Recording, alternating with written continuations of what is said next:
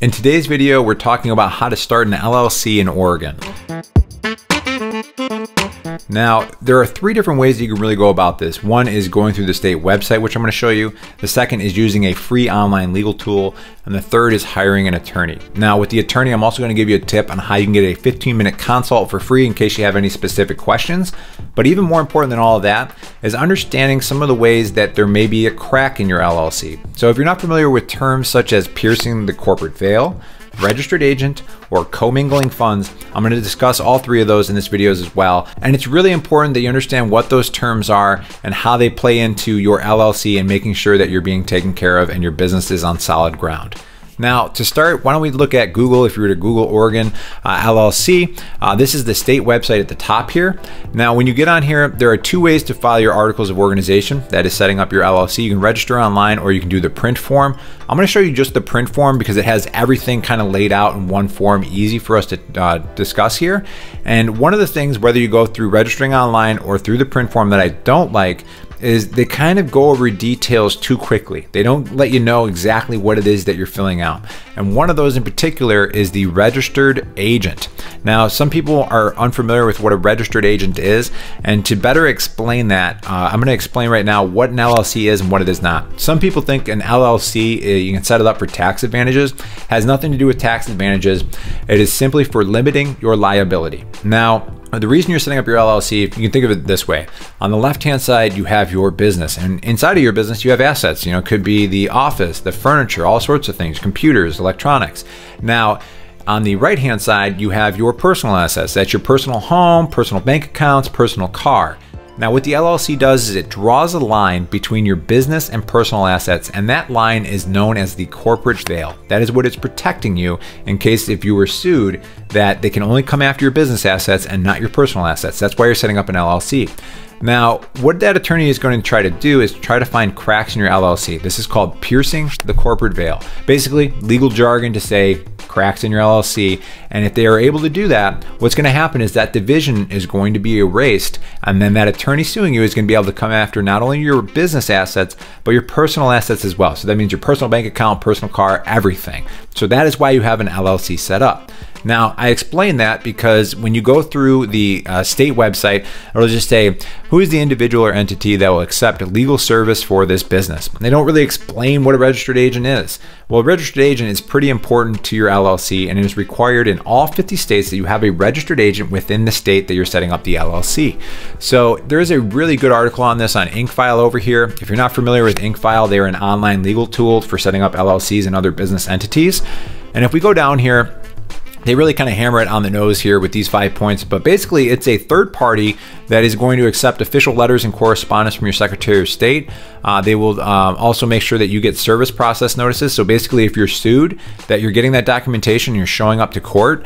The third is official federal government correspondence information and notifications. They also are going to handle tax forms and requests for payment, and then requests to complete permits, company filings, or reports. So this third party, this registered agent who is in your state, is going to handle all of these documents for you and all these important things, and they're going to make sure that you're dotting your I's and crossing your T's with your LLC.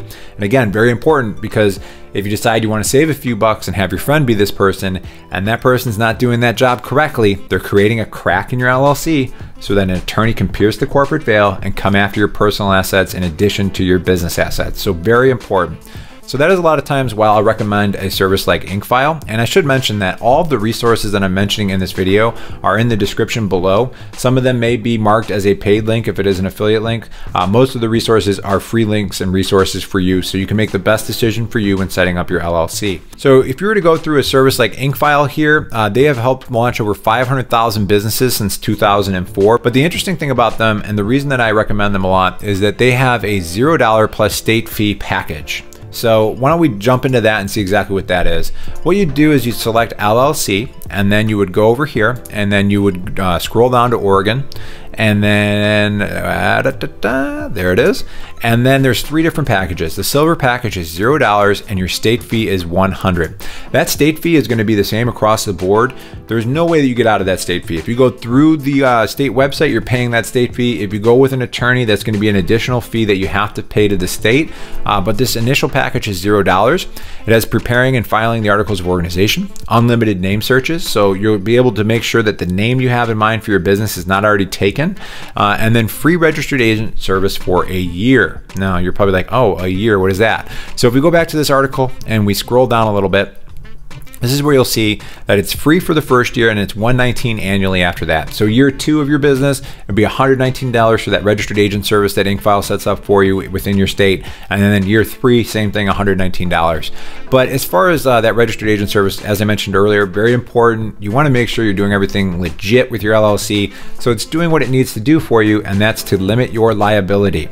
All right, now if you did want to go into the gold package, there's a couple things I want to highlight here. That's where your fee starts to go up for the package fee because they're doing more things for you.